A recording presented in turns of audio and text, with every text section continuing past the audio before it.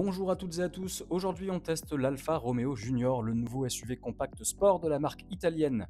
Héritier spirituel de la Mito et premier modèle 100% électrique de la gamme, il se positionne sur un segment ultra concurrentiel face au Peugeot i2008, Jeep Avenger et Volvo EX30.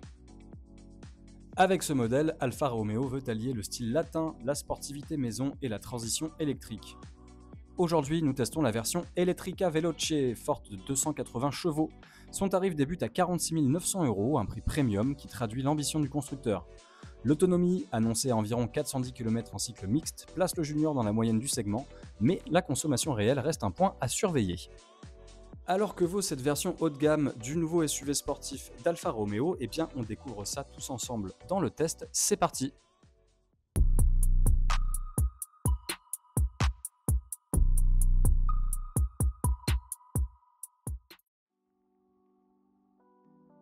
À l'avant, l'Alfa Romeo Junior arbore une calandre en V Scudetto Progresso, intégrée dans une face avant musclée et encadrée par des optiques matrices LED effilées. Le design reste fidèle au langage Alfa, c'est-à-dire sportif et expressif. La carrosserie noire de notre modèle d'essai accentue son allure dynamique. Les lignes avant au niveau du capot sont tendues et les proportions compactes renforcent sa présence sur la route. Le profil affiche une ceinture de caisse haute et des passages de roues marqués typiques des SUV urbains. Les jantes alliage spécifiques Veloce de 20 pouces participent à l'agressivité visuelle et rappellent la sportivité Alfa. À l'arrière, le Junior se distingue par des feux horizontaux en relief reliés par un bandeau noir brillant qui accentue la largeur visuelle du véhicule.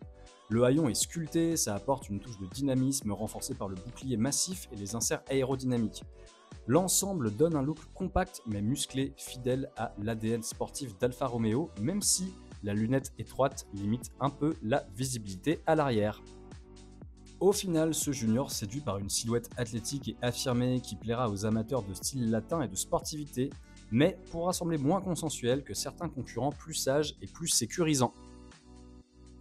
À bord, Alfa Romeo mise sur le conducteur, la planche de bord s'oriente légèrement vers lui avec une instrumentation numérique de 10,25 pouces et un écran tactile central de 10,25 pouces également intégrant le système Uconnect. Les commandes sont simples, parfois un peu trop, avec encore quelques boutons physiques qui facilitent l'usage. Côté design, on reste dans cette cohérence sportive.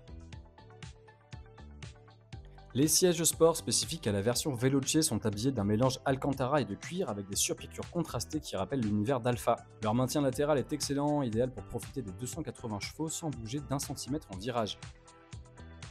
L'espace arrière est correct pour 2 adultes, mais la largeur et la garde au toit limitent le confort à 3. Les assises sont plus fermes que chez certains concurrents, ce qui confirme vraiment le positionnement sportif du modèle. Le coffre du Junior affiche 400 litres en configuration classique, ce qui le place juste dans la moyenne haute du segment, suffisant pour des courses familiales ou des valises cabine. Sans le plancher amovible, on dégage un espace plus profond permettant de loger des bagages rigides ou du matériel de sport. Cette modularité simple mais efficace rappelle que le Junior reste un SUV urbain polyvalent. En rabattant ensuite la banquette arrière en 60-40, le volume grimpe à près de 1150 litres avec un plancher presque plat. C'est donc un espace pratique au quotidien mais qui reste en retrait face aux champions de l'habitabilité du segment.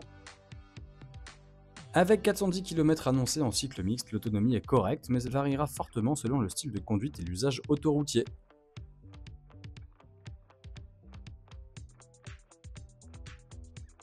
Au volant, le Junior Veloce revendique un vrai tempérament alpha, les 280 chevaux offrent des accélérations franches et le châssis affûté assure une tenue de route dynamique. Mais cette orientation sportive se fait au détriment du confort, les suspensions se montrent fermes sur route dégradée. La direction, elle est précise, elle est directe, elle séduira sûrement les amateurs de conduite engagée, mais d'autres préféreront une approche plus polyvalente, comme chez certains rivaux.